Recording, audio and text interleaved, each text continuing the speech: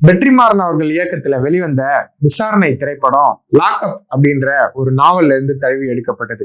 அந்த லாக்அப் அப்படின்ற நாவலுடைய நாவலாசிரியர் சந்திரகுமார். அவர் வாழ்க்கையில நடந்த உண்மையான ஒரு சம்பவத்தை தழுவி லாக்அப் அப்படின்ற அந்த நாவலை எழுதியிருப்பாரு.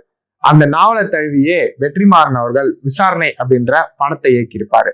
அந்த விசாரணை படத்தை ஆஸ்கர் ஸ்கிரீனிங்ல பார்த்த ஒரு பிரபல இயக்குனர் இந்த படத்தை பார்த்துட்டு இன்னைக்கு இரவு முழுக்க நான் தூங்கவே மாட்டேன் அப்படின்ற கருத்தை சொல்லியிருந்தாரு. கிட்டத்தட்ட லாக்அப் நாவலுக்கும் விசாரணை படத்துக்கும் இணையான ஒரு கதை தான் 1981 எழுத்தாளர் ஜி நாகராஜன் அவர்கள் எழுதிய ஓடிய கால்கள் அப்படின்ற கதை. மனிதன் ஒரு மகத்தான சல்லிப்பயல். இது வரைக்கும் நான் கேட்ட பொன்மொழிகள்லயே எனக்கு ரொம்ப பிடிச்ச ஒரு பொன்மொழி. மனிதர்கள்ல மகத்தான மனிதர்களும் இருக்காங்க, சல்லிப்பயல்களும் இருக்காங்க அப்படின்னு ஒரே வரியில உணர்த்தக்கூடிய பொன்மொழியை உதிர்த்தவர் எழுத்தாளர் ஜி நாகராஜன். தமிழ் நவீன இலக்கியங்கள்ல ரொம்பவே முக்கியமான ஒரு எழுத்தாளர் தான் ஜி நாகராஜன் அவர்கள். அவர் எழுதிய சிறுகதைகள்ல எனக்கு ரொம்பவே பிடித்தமான ஒரு சிறுகதையான ஓடிய கால்கள் அப்படின்ற சிறுகதையை பத்தி இந்த வீடியோல பார்க்க போறோம்.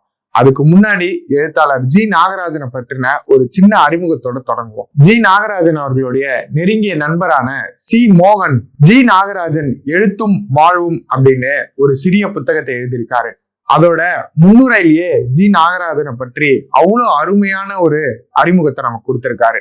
அந்த அறிமுகத்தோடயே இந்த வீடியோவையும் நம்ம ஆரம்பிப்போம். ஜி நாகராஜன் அவர்கள் ஒரு சிறந்த மாணவராக, நல்ல படிப்பாளியாக, கற்பிப்பதில் தேர்ந்த ஒரு ஆசிரியராக, திறமிக்க கட்சி பணியாளராக, கொள்கை பிடிப்பாளராக, திடகாத்திரமான கட்டுடல் கொண்ட ஒரு ஆணாக, எழுத்தாளராக, படைப்பாளியாக, சிந்தனையாளராக, அருமையான உரையாடல்காரராக, இரவு வாழ்வில் வெட்கையில் திளைப்பவராக, வாழ்வின் ருசிகளை அனுபவித்து ரசிப்பவராக, சாதி வர்க்க அடையாளங்களை முற்றிலும் துடை தெரிந்தவராக, வாழ்வின் சரிவு பாதைகளில் தயக்கமேதுமின்றி கால் வைப்பவராக, அப்பாதையில் சல்லென்று வழுக்கி செல்பவராக, வீடற்றவராக, வீதிகளில் திரிபவராக, தன் போதைகளின் தேவைக்காக இறைஞ்சுபவராக, வாழ்வின் இறுதியில் மிக மோசமான நோயாளியாக வாழ்ந்து அரசு மருத்துவமனையில் அனாதையாக மடிந்தார் ஜி நாகராஜன். சி மோகன் அவர்கள் எழுதிய ஜி நாகராஜனின் எழுத்தும் வாழ்வும் அப்படின்ற புத்தகத்துல இருக்கக்கூடிய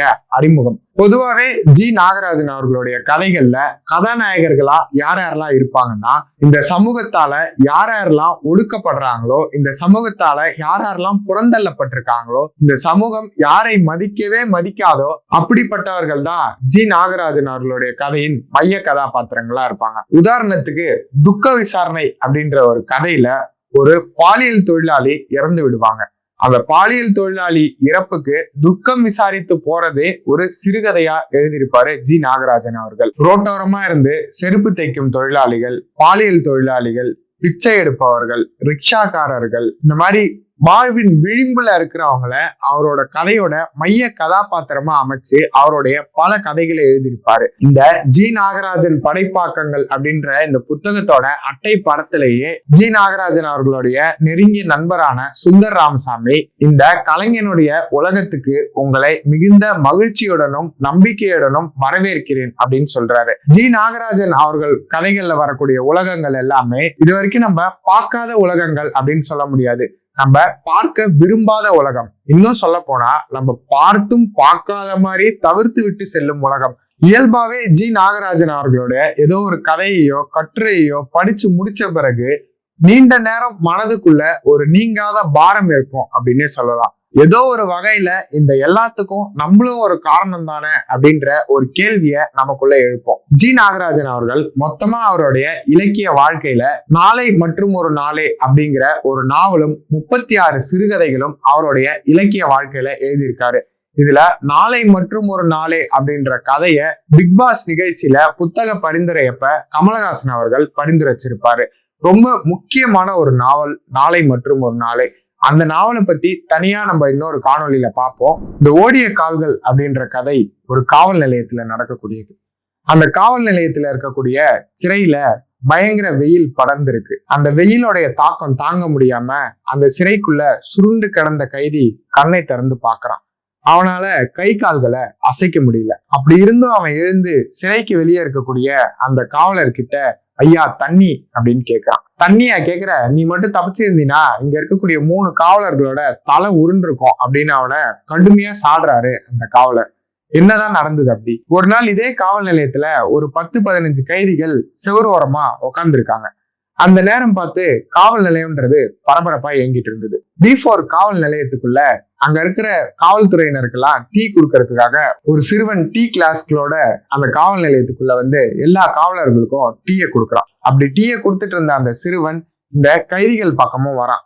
அப்படி வர்றப்போ நம்ம கதாநாயகன் கைதி இருக்காங்க இல்லையா, நைஸா அந்த சிறுவன் கால்கள் எப்படி போச்சோ அந்த கால்கள் பின்னாடியே போய் அந்த பரபரப்பான காவல் நிலையத்துல யார் கண்ணிலையும் படாம காவல் நிலையத்தை விட்டு வெளியே தப்பிட்டான். வில்லுல இருந்து வரக்கூடிய அம்பு அளவுக்கு வேகமா அவன் ஓடலைனாலும் விறுவிறுவிறுன்னு காவல் நிலையத்தை விட்டு தப்பி வேகமா நடந்து போயிட்டு இருக்கான்.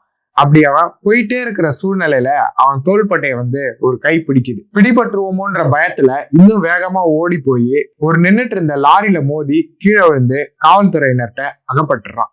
அகப்பட்ட உடனே வழக்கம் போல அவனை காவல் நிலையத்துக்கு கூட்டிட்டு வராங்க. அது மட்டும் இல்லாம அவன் தப்பி ஓடி இருந்தானா அந்த காவல் நிலையத்துல இருக்கக்கூடிய 3 காவலர்களுக்கு வேலையே போயிருக்கும். அப்படியா அந்த 3 காவலர்களும் தனித்தனியா வந்து இவனை கவனிச்சாங்க. அப்படிதான் முதல்ல இருக்கக்கூடிய காவலர்கிட்ட இவன் தண்ணி தண்ணின்னு கேட்டுட்டு இருந்தான் இல்லையா, அந்த காவலர் அடிச்சு முடிச்சுட்டு அப்பதான் உட்கார்ந்து இருந்தாரு. அவர்கிட்ட இவன் தண்ணி தண்ணின்னு கேட்ட உடனே அவர் நேரா போய் ஒரு வாளியில இருக்கிற தண்ணியை எடுத்துட்டு வந்து அப்படியே அவன் மேல ஊத்துறாரு. என்னதான் இந்த கைதிக்கு அவர் ஒரு வாளி ஃபுல்லா கொண்டு வந்து ஊத்துன தண்ணி உடல் முழுக்க வாங்கின அடியால எரிஞ்சாலும் ஓரளவுக்கு ஆசுவாசமா இருந்ததுன்னே சொல்லலாம். இப்படி தண்ணியை ஊத்திட்டு இருக்கும்போது அங்க உள்ள ஒரு இளம் போலீஸ் அதிகாரி வராரு. இந்த கைதி தப்பிச்சிருந்தா 3 பேரோட வேலை போயிருக்கோன்னு பாத்துறப்போம்ல, அதுல இவரும் ஒருத்தர் உள்ள போய் பெல்ட்டை வச்சு அந்த கைதிய ஒரு வெளுக்கிறாரு. வெளுத்த வெளியில அந்த கைதி சுருண்டு படுத்து கிடக்கான். அந்த 3 பேர்ல 2 பேர் நம்ம கைதியை வந்து கவனிச்சுட்டு போயிட்டாங்க. 3ஆவதா இவன் தப்பிச்சிருந்தா வேலை போயிருக்கக்கூடிய ஆள் தான் இந்த ஸ்டேஷனோட கான்ஸ்டபிளான 206. இவர் ஒரு போலீஸா மட்டும் இல்லாம எலக்ட்ரிக்கல் வேலையில நல்லா கை தேர்ந்தவர். கொஞ்ச நேரம் கழிச்சு அவரும் வந்தாரு. அவர் வந்த சமயமா பார்த்து கைதி மயக்க நிலையில இருந்தான். அடிச்ச அடியில உடம்பெல்லாம் புண்ணாயி மல்லாக்க படுத்திருந்த அந்த கைதிய நம்ம 206 வந்து பார்த்தாரு. அவனை மேலையும் கீழையும் பார்த்துட்டு அவரோட வேலையை ஆரம்பிச்சாரு. கொஞ்ச நேரத்துல கைதி துடிக்க ஆரம்பிச்சான். பயங்கரமா அவன் கை கால்கள்லாம் இழுக்க ஆரம்பிச்சுது. வாயில நொர தள்ள ஆரம்பிச்சுது. கண்கள் பிதுங்க ஆரம்பிச்சுது. அதெல்லாம் கண்டுக்காத நம்ம 206 கொஞ்ச நேரம் கழிச்சு சுவிட்சை மட்டும் ஆஃப் பண்ணாரு. நம்ம 206 அவருக்கு போலீஸ் வேலை இல்லாத நேரங்கள்ல மேல் வருமானத்துக்காக எலக்ட்ரிக்கல் தொழிலையும் பார்ப்பாரு.